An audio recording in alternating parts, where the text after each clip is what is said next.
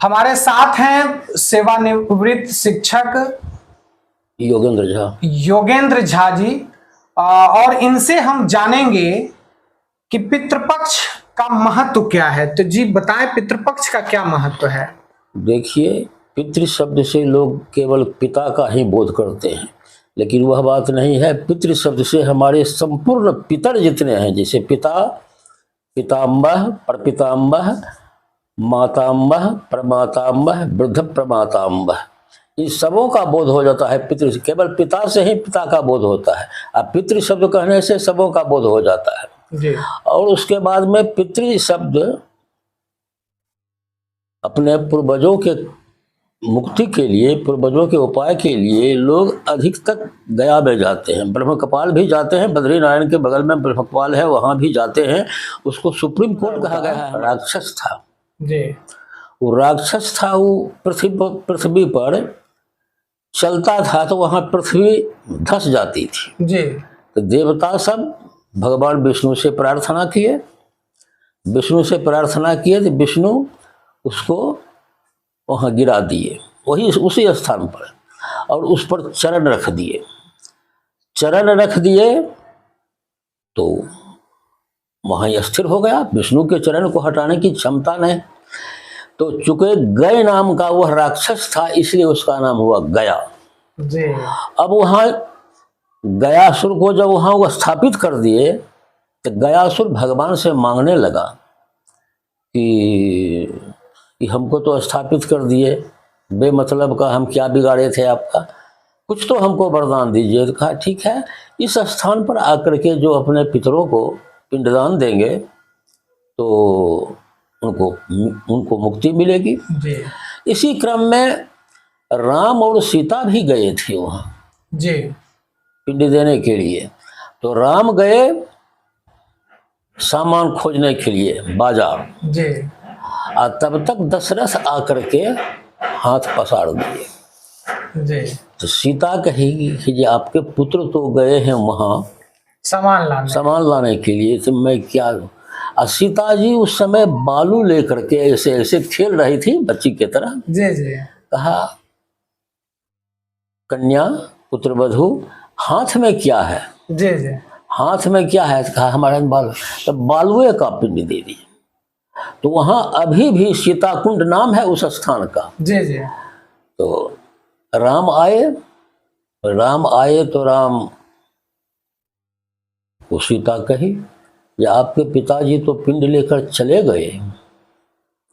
तो राम कहे नहीं, गलत बात है, गवाह दो। तो सबसे कहे फल्गु नदी ही गवाह है, मैं यहाँ बैठी हुई हूँ, फल्गु नदी ही गवाह है। कहा फल्गु नदी तुम बोलो। कहा राम के तरफ हम देखें कि सीता के तरफ? जी जी। तो रामे के तरफ। जी। तो फल्गु कहा कि नहीं, हम नहीं देखें दशरथ। अच्छा। तो वहाँ गाय थी। जी। गाय को कहा गौ माता तुम कहो। कहा हम भी कहाँ देखे। जी। बस इसी पर सीता श्राप दे दी फल्गु को। अच्छा। कि तुम में जल नहीं रहेगा।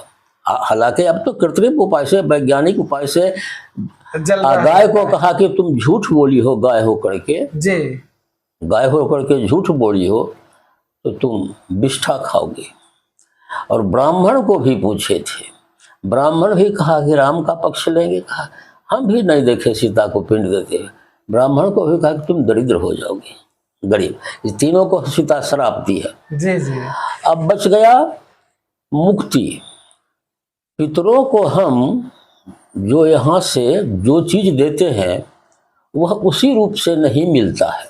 जी। जैसे हम मान लीजिए खीर दिए, जी। खीर का पिंड, और संयोग से कुछ अपने दुष्कर्मजन्य पाप के प्रभाव से हमारे पितर चीटी हो गए। जी। तो भला चीटी खीर कैसे खाएगी? जी। इसलिए जिस रूप में हम यहाँ देते हैं उसी रूप में वह नहीं मिलता है। मान लीजिए अमेरिका में आपका कोई संबंधी रहता है। जी जी। तो अमेरिका में आप यहाँ से तो भारतीय रुपया भेजिएगा जी, लेकिन वह रुपया उसको मिलेगा नहीं। वहाँ तो रूबल है, अमेरिका में डॉलर जाएगा। तो डॉलर, वहाँ तो वही रुपया डॉलर हो जाएगा। बिल्कुल। तो उसी तरह से यहाँ हम खीर देंगे लेकिन चींटी के लिए चीनी अच्छी है, उसको चीनी रूप में प्राप्त होगा। यहाँ हम पलंग देंगे, अब मान लीजिए वो गाय हो गया।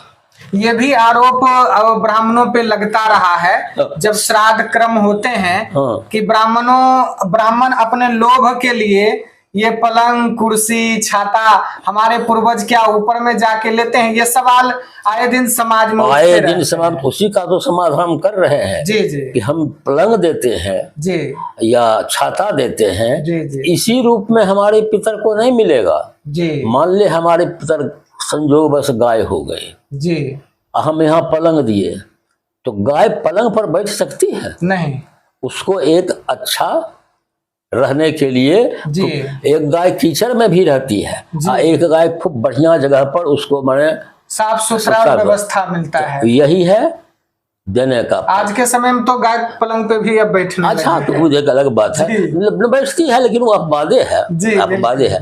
तो इस जो सामान यहाँ से हम भेजते हैं वह उसी रूप में नहीं मिलता है, परिवर्तित रूप में। जैसे हमारे संबंधी अमेरिका में है तो रुपया उनको नहीं मिलता है, डॉलर मिलता है। उसी तरह से हम जो सामान देते हैं वह सामान उसी रूप में नहीं मिलता है, उसको किस चीज की आवश्यकता है उस रूप में मिलता है। यही है।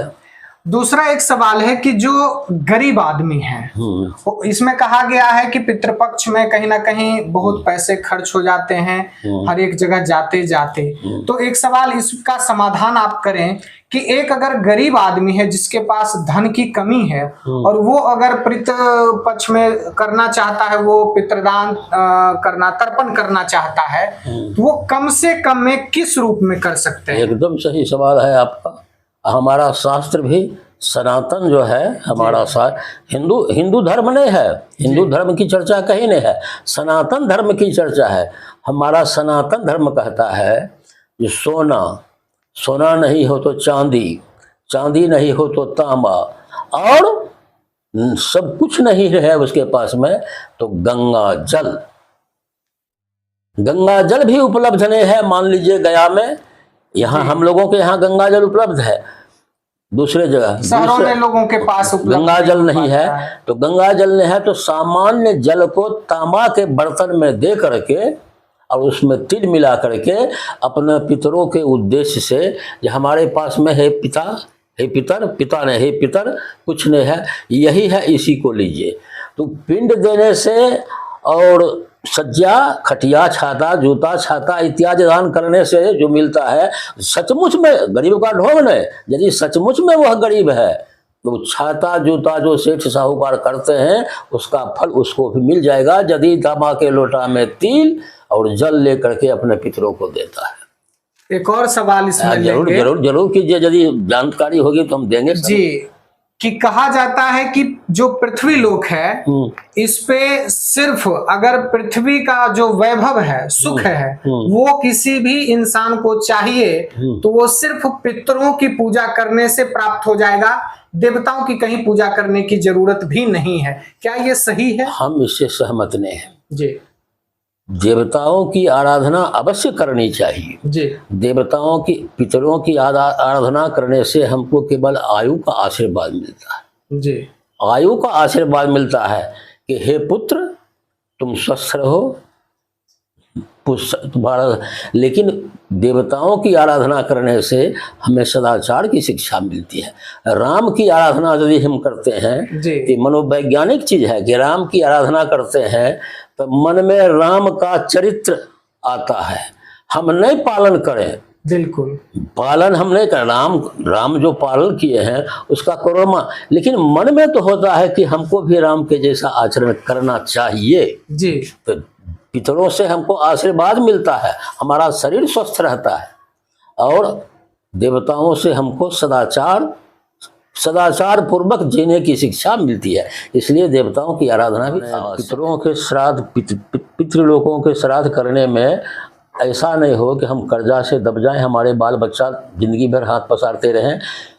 यथाशक्ति लिखो, जब यथा विभव विस्तारो वित्त साठ्यम न कार्य, यही हमारा शास्त्र का आदेश है कि यथा विभव विस्तारो, जैसा विभव है उतने विस्तार करना चाहिए, और वित्त साठ्यम न कार्य, वित्त में माने अर्थ में माने सठता भी नहीं दिखानी चाहिए। यदि सचमुच हम गरीब हैं जी तो जल लेकर के दे सकते हैं। और गया है हाई कोर्ट, जी उच्च न्यायालय, जी और गया से भी अधिक महत्व है ब्रह्म कपाल का, जो बद्री नारायण के उत्तराखंड में, जी जी बद्रीनाथ में, वहाँ बद्रीनाथ मंदिर के बगले में है ब्रह्म कपाल में भी जाना चाहिए। ब्रह्म कपाल में शास्त्र का विश्वास है कि मुक्ति मिल जाती है। अब देखते तो नहीं है, शास्त्र जो कह रहा है वही उसी पे चल रही है। तो हमारे साथ थे योगेंद्र झा जी, जिन्होंने ये पूरी जानकारी पितृपक्ष पे आपको दिया।